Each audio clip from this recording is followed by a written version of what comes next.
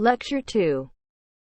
Conjugation of the real space and the imaginary space. Einstein clocking what is actually the space-time system. In the first lecture, we have reinterpreted the wave function psi used in the Schrödinger equation and conclude that such wave function is not complete to describe the overall existence of particles in the space-time system. So we need other wave function psi omega to complete psi in order to describe the overall existence of particles in the space-time system. Psi and psi omega are the complementary wave function of the wave function applicable in the space-time system. Combination of psi and psi omega realize 100% of probability to find particle in the space-time system. There are two ways of combination of psi and psi omega, and these two ways of combination result psi f, that is the wave function applicable in the real space-time system, what the existence of fermion, and psi b, that is the wave function applicable in the imaginary space-time system, what the existence of boson. Where psi f and psi b are the complex conjugate one another, which means that the real space-time system and the imaginary space-time system are conjugated each other to realize 100% of probability to find particle in the space-time system. Conjugation of the real space and the imaginary space led to the conjugation of the particle character and the wave character in matter. That's why we find electron has the dual nature as a particle or as a fermion, and as a wave or as a boson. Conjugation of the real space and the imaginary space could be observed in our daily experience with the sun. We know that the distance between the Earth and the sun is 149.6 million kilometers. If there is a capsule moves from the Earth to the sun with a constant velocity v equals to 1.10 to power 4 meters per second, so theoretically this capsule will reach the sun after 173 days. In fact, thus the capsule will really reach the sun. However we perform an effort to reach the sun, we will never reach the sun. Why? Because the sun doesn't present in our real space as a particle or as a fermion. As a boson, its existence in our real space is imaginary.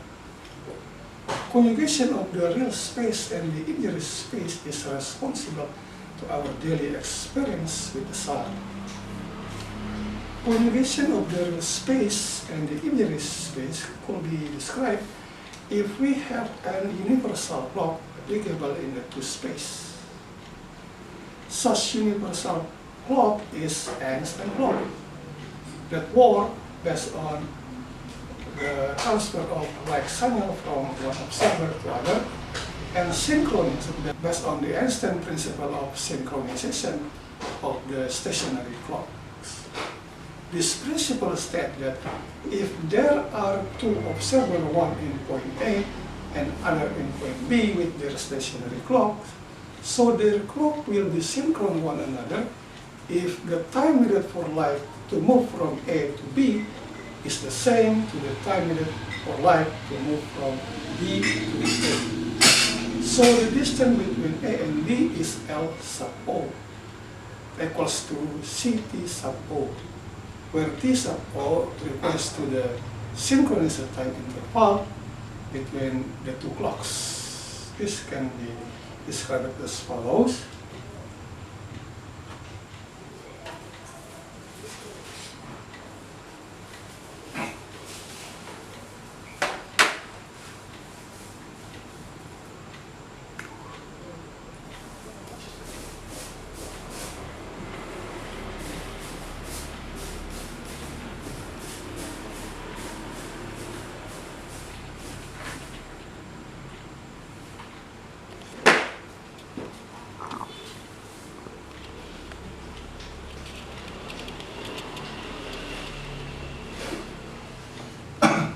This is point A.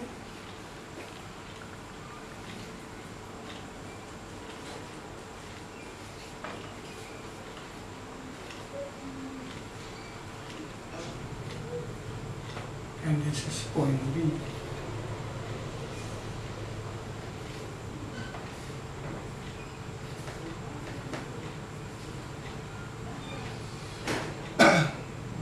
At point A and point B, there are two observers with their stationary clocks.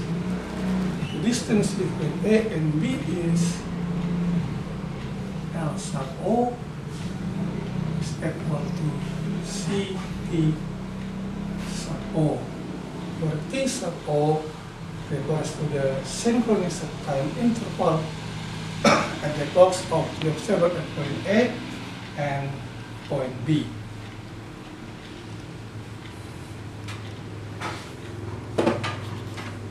Okay. So due to the Einstein principle of synchronization of the stationary clocks, we should distinguish the Einstein clock and the common clock. The Einstein clock is the clock can definite time and length quantities at once. But the common clock is the clock just can definite time quantity. At the Einstein clock, the time and length quantities are defining each other. At one side, if T sub O is changed, so L sub O is changed too. And at the other side, if L sub O is changed, so T sub O is changed too. This concept will be accomplished if we view L sub O equals to CT sub O as the radius of the real space and the imaginary space that are conjugated each other to form the right angle. This can be described as follows.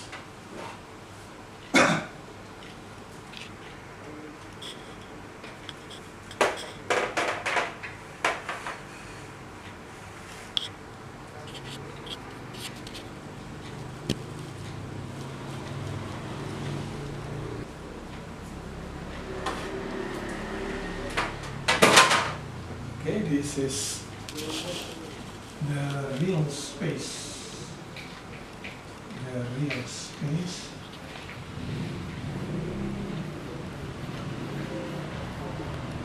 Or the spatial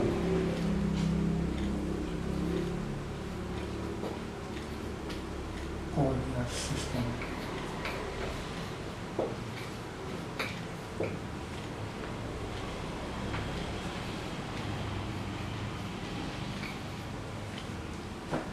And this is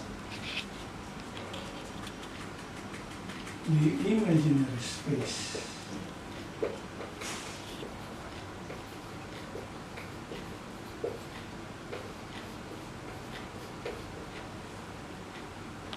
Or the time coordinate system.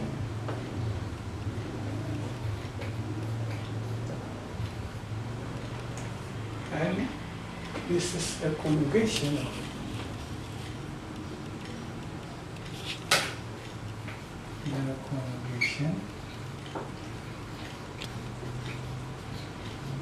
of the space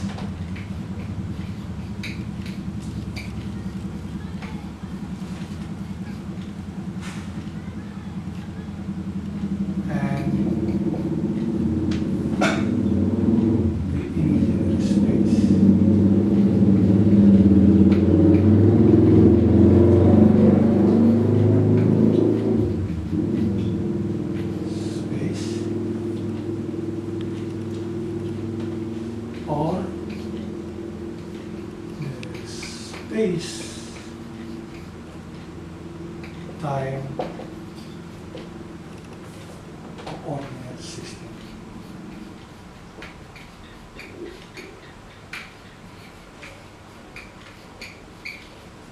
Okay.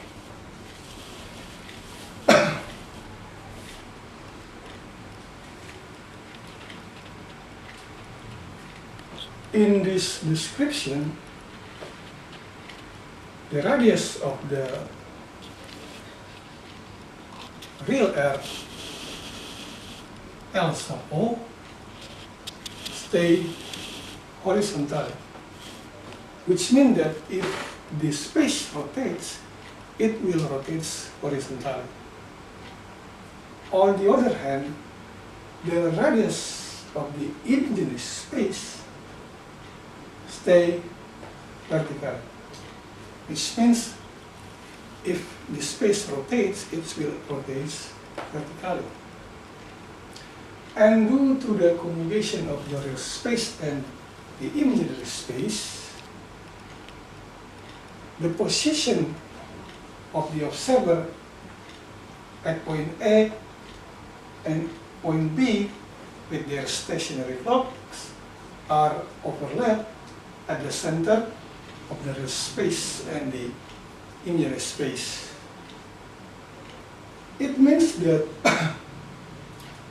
the observer at point A will find that the spatial coordinate system is actually a four-dimensional system, consists of 3 length axes and 1 time axis. On the other hand, the observer at point B will observe that the time coordinate system is actually a four-dimensional system, consists of 3 time axes and 1 length axis. But the time coordinate system, the length axis is imaginary. Once again, the observer at point A,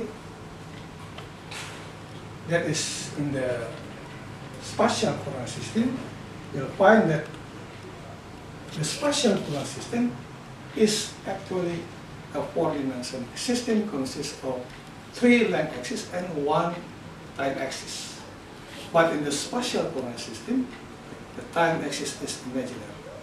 On the other hand, the observer in point B, that is in the time coordinate system, will find that the time coordinate system is actually a four-dimensional system, consists of 3 time axes and 1 length axis. But in the time coordinate system, the length axis is imaginary. So based on the Einstein principle of synchronization of the stationary clocks, we find that if L sub O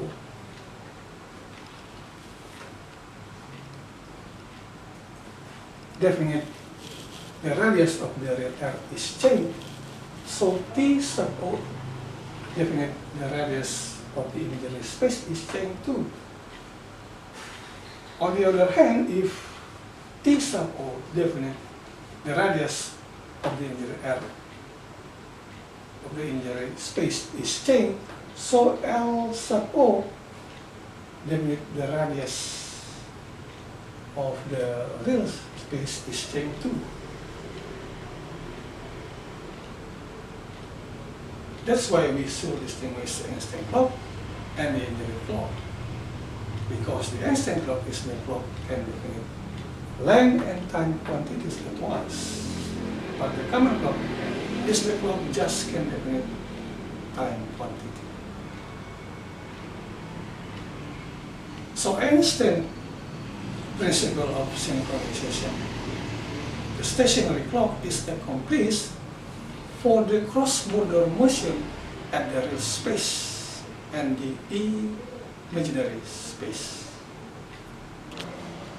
because the existence of particle as a particle or as a wave depend on the interaction of particle with the gravitational field or the electromagnetic field. So So such cross-border motion is the motion at the border of the universe gravitational field or the universe electromagnetic field. Therefore, we can say that the real space-time system, or the existence of fermion, is the space-time system influenced by the field of force. And the imaginary space-time system, or the existence of boson, is the space-time system not influenced by the field of force. Conjugation of the real space and the imaginary space could be observed too in our daily experience with our Earth.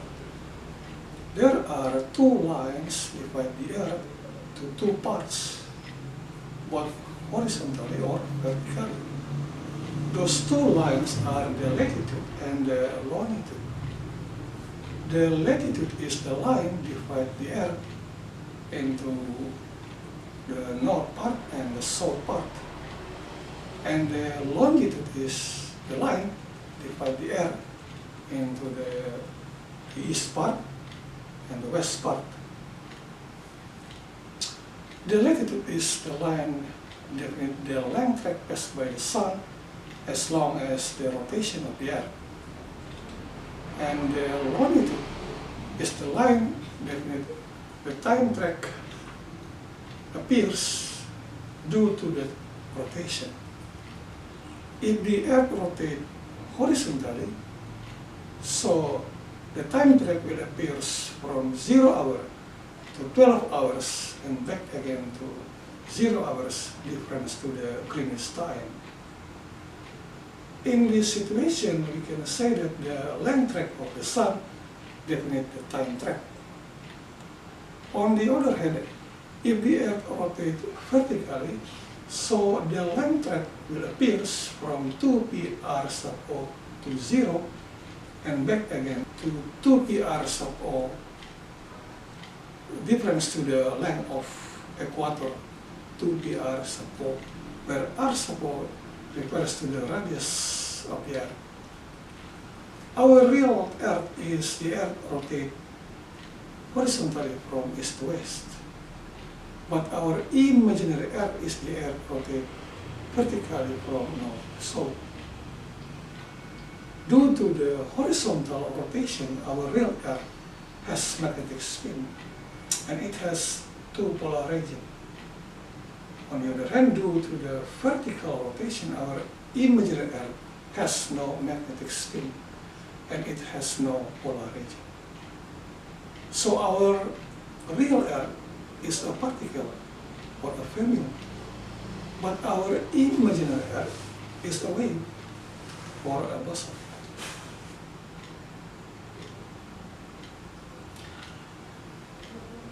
Due to the conjugation of the real Earth and the imaginary Earth, so the position of a place on the Earth, commonly written as the conjugated position of its position at the real Earth and at the imaginary Earth.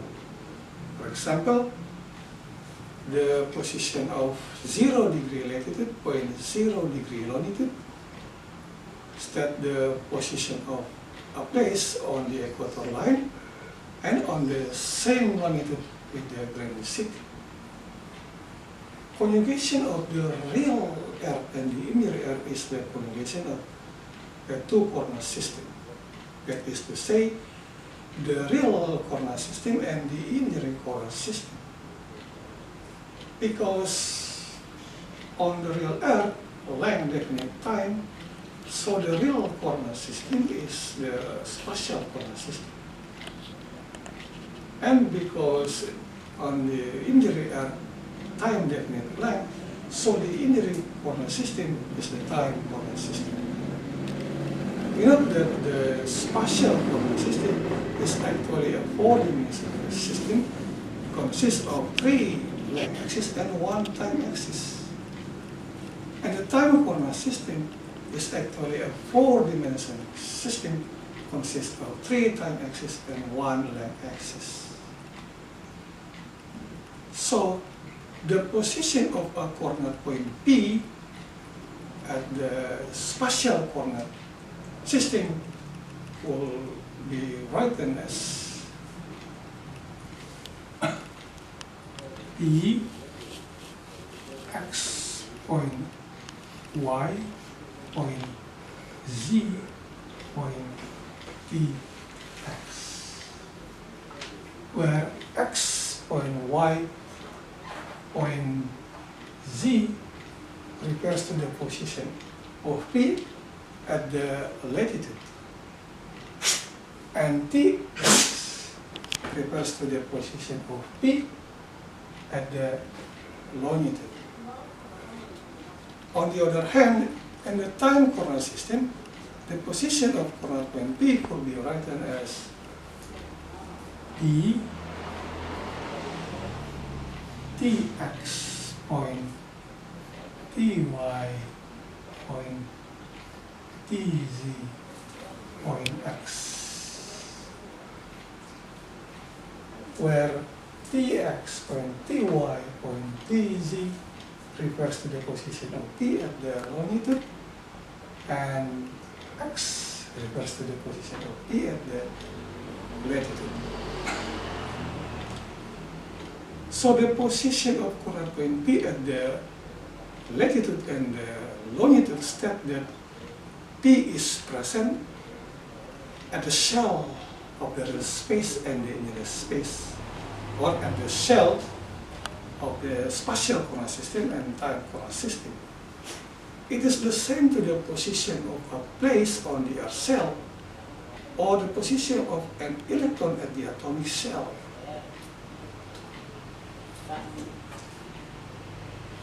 So the space-time system is the four-dimensional system at the border of the real space and the imaginary space, or at the border of the spatial coordinate system and the time coordinate system.